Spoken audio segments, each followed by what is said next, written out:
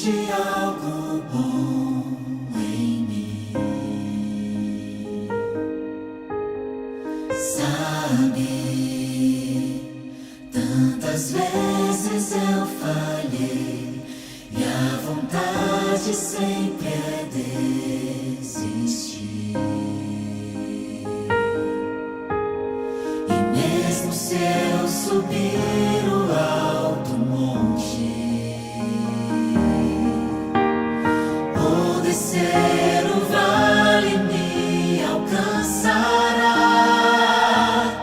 Nem a morte, nem a vida, sofrimento ou distância, não há nada que me afaste desse amor que conhece meus desejos e perdoa os meus erros, tudo alcança e não olha o que passou. Cristo é vida e ressurreição. Ele diz: quem crer em mim viverá.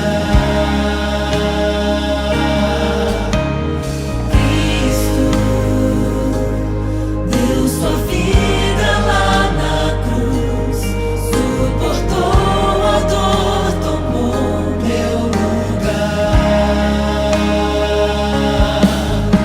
A graça lá na cruz foi revelada. O amor que não desiste me alcançará. Nem a morte, nem a vida, sofrimento ou distância, não há nada que me afaste desse amor que conhece meus desejos e perdoa os meus erros, tudo alcança e não olha o que passou. Nem a morte, nem a vida, sofrimento ou distância, não há nada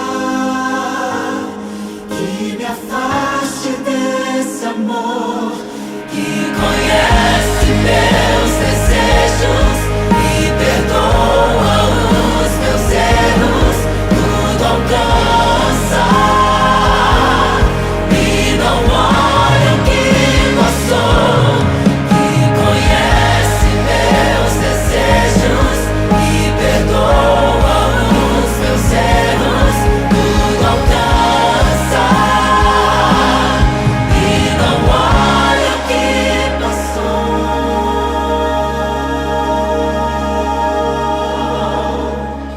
Nada poderá me separar do amor que hoje vive em mim.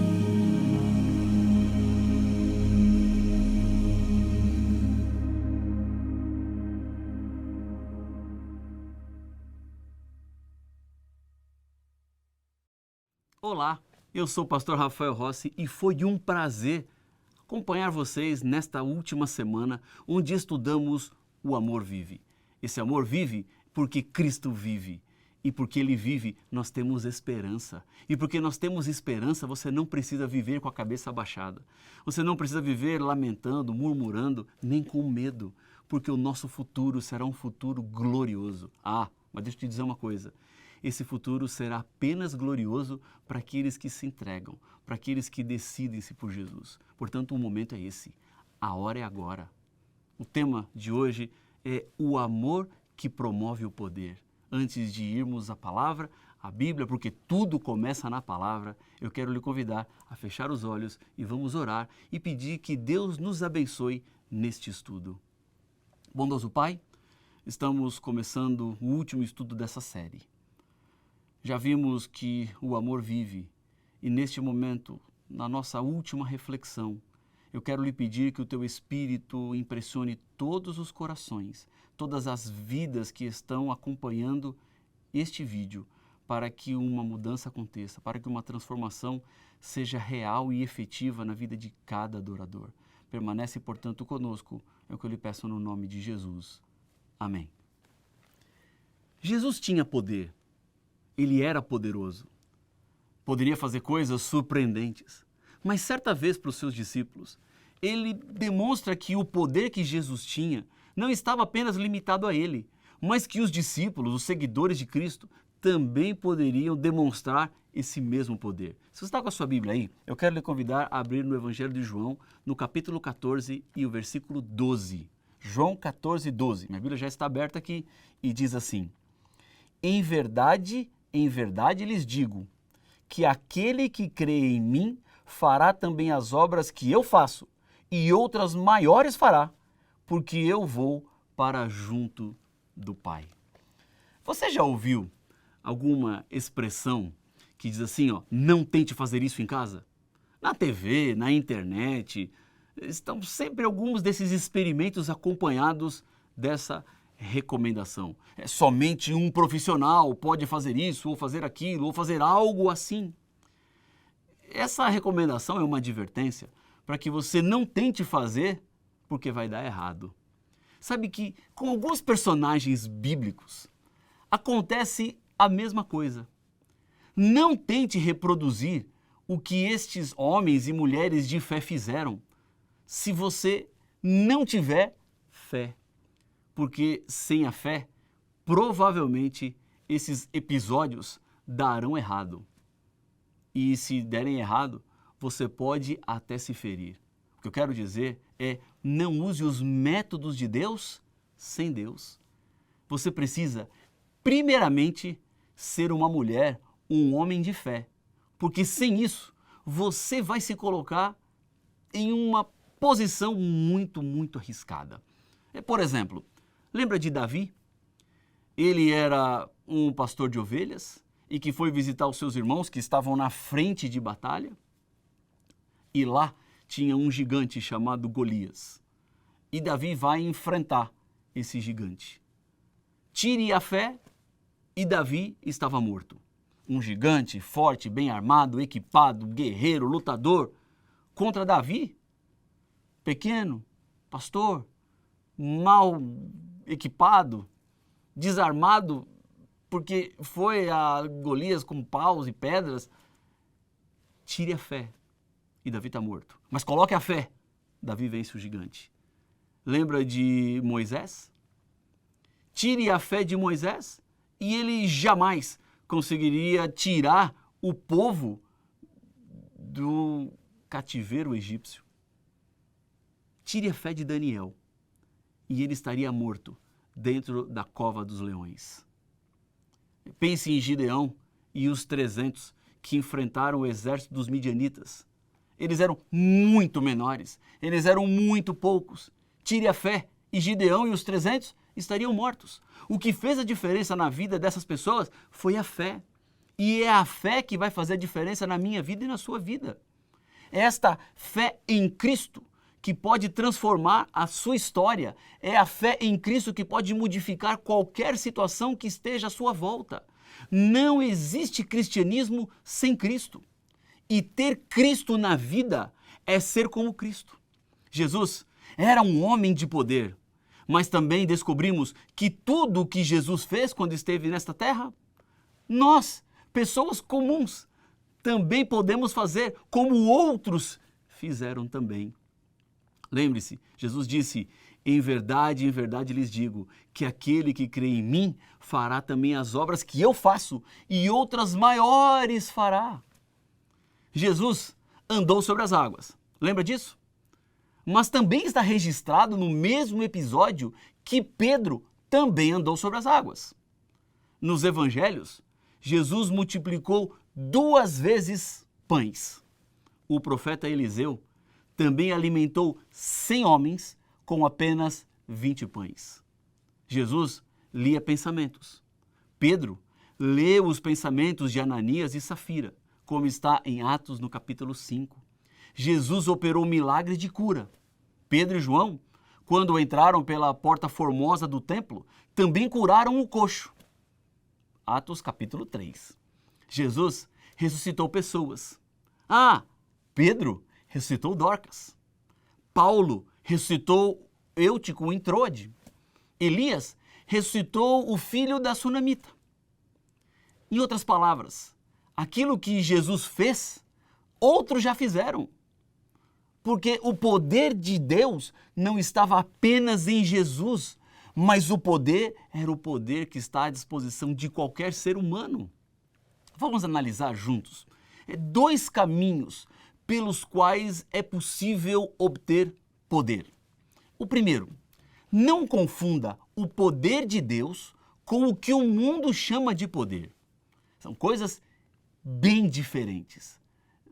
Não dá para associar uma à outra. A marca do nosso tempo hoje é a banalização do que é sério.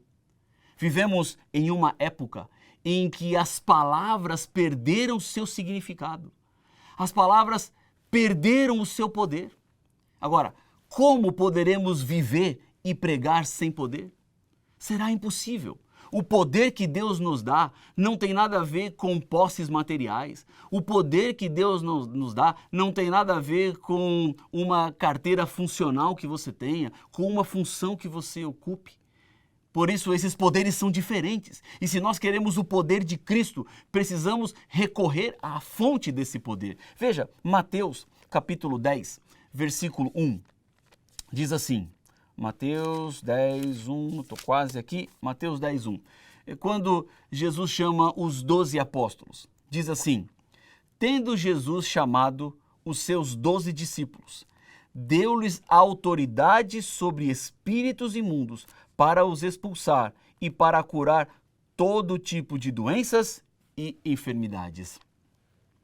Este era o poder, esta era a autoridade que Jesus estava dando sobre eles. Agora, lhe pergunto, será que hoje os demônios abandonaram os homens? Na verdade, eles apenas arranjaram outras formas de possuir os seres humanos. Porque a pior possessão não é aquela que muda a voz, não é aquela que joga a pessoa no chão. A pior possessão é a silenciosa. A Bíblia diz, por exemplo, que Judas foi possuído pelo diabo quando ele foi negociar o pacto de traição contra Jesus. A vida espiritual, amigos, é uma luta. Estamos em meio de uma batalha terrível, feroz, cruel, sanguinária, violenta. E se nós queremos fazer a obra que Jesus nos deixou para fazer, precisamos de poder. Olha Mateus capítulo 10, versículo 8, alguns versículos mais abaixo desse que acabamos de ler. Mateus 10, 8. Jesus dizendo para os seus 12 discípulos, curem enfermos, ressuscitem mortos, purifiquem leprosos, expulsem demônios. Vocês receberam de graça, portanto, deem de graça. Se queremos ter poder, precisamos orar como Jesus. Um dos episódios mais marcantes de Jesus foi o momento da transfiguração, onde ele sobe no monte e ele se transfigura em Deus. Naquele momento, quando um milagre começa a acontecer, a voz do Pai diz assim do céu, ouçam-no, ouçam o meu filho, conversem com ele, orem, jejuem e vocês receberão poder. Porque nada substitui o momento particular com Deus. É quando você caminha ao lado dele, quando você abre o seu coração e quando você pede para que ele transforme você em uma pessoa fervorosa e de poder. Quando você pede a Deus que te ajude a buscar o poder que vem de Deus e não o poder que vem do mundo, ele vai te ajudar. Ter poder é simples. Basta ter Jesus. Agora veja, volto a repetir, ter o poder espiritual, esse poder que Jesus estava dando e comissionando os seus discípulos. É preciso estar com ele, colocando Jesus na direção da sua vida, a cada passo. Você aceita ter Jesus dirigindo a sua vida? O sucesso para isso é muito simples. Mas o sucesso não é nosso. O sucesso é quando eu tenho Jesus Cristo operando em mim. E assim, eu poderei promover o poder. Assim poderei andar no caminho que Deus tem. Nesses últimos dias, temos falado sobre a Bíblia. Temos meditado, temos refletido, temos pensado. Agora, o que é que você vai fazer com tudo isso? Estamos chegando no nosso último encontro. É o nosso último momento. Estamos agora chegando numa hora crucial. O que é que você vai fazer com tudo o que você ouviu? Quer ser você uma pessoa de poder? Quer ser você uma pessoa que leva Cristo aonde vai? Quer ser você uma pessoa que irradia a esperança da salvação para todos aqueles que estão à sua volta? Saibam que para que isso aconteça, primeiro, Cristo precisa entrar na sua vida. Há um verso na Bíblia que diz assim, eis que estou à porta e bato. São palavras do próprio Jesus. É Ele que bate a porta do seu coração. É Ele que quer entrar na sua vida. É Ele que quer fazer parte da sua história, da sua trajetória. Agora veja que este versículo tem uma dimensão positiva e uma dimensão negativa. A positiva é que Ele está batendo no coração. E se Ele está batendo na porta do coração, é porque Ele quer entrar no seu coração. Ele continua insistindo, Ele não desistiu. Agora, a nuance negativa desse versículo é que Jesus ainda está batendo na porta do coração. Porque em algum momento Jesus vai parar de bater. Quando ouvimos a voz dele, abrimos a porta do coração, ele entra, ele parará de bater. Porque ele não precisa mais bater, porque ele já está do lado de dentro. É isso que Jesus espera e quer de você hoje. Ele quer entrar no seu coração, ele quer entrar na sua vida, ele quer fazer de você uma nova criatura, uma nova pessoa.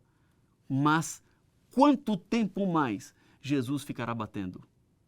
Por quanto tempo mais ele continuará insistindo?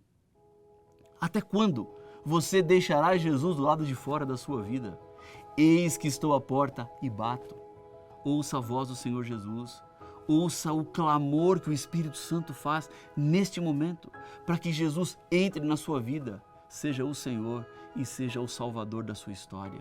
Aquilo que Ele fez, Ele continua fazendo, porque o poder de Deus é exatamente o mesmo. É o poder que se manifesta na nossa fraqueza, é o poder que se manifesta nas nossas limitações. Portanto, a hora é agora, o momento é esse. Quanto tempo mais você vai resistir? Quanto tempo mais você vai esperar? Não deixe para depois, porque o amanhã pode ser tarde. É o seu desejo? É sua decisão? Se sim, ore comigo. Pai de amor, Deus querido, obrigado pelo tema e pelo estudo que tivemos agora e durante toda essa semana. Queremos lhe entregar toda a nossa vida. Toma-nos sem limites, para que sejamos inteiramente teus. Pai, confirma a nossa decisão agora com teu Espírito. Auxilia-nos para vivermos de acordo com a tua vontade e que teu Espírito seja sempre abundante em nós. Ajuda-nos a vivermos baseados no teu poder, na tua graça, em nome de Jesus. Amém. Eu quero lhe convidar a continuar estudando a Bíblia. Não paramos por aqui. Procure uma igreja perto da sua casa. Procure alguém que possa continuar estudando a Bíblia com você. Alguém que lhe explique mais das revelações que Deus nos deixou, essa carta de amor, porque o amor vive. E a prova disso é que nós ainda estamos vivos e temos a esperança da eternidade, porque o céu é logo ali. Que Deus te abençoe. Um forte abraço. Até mais.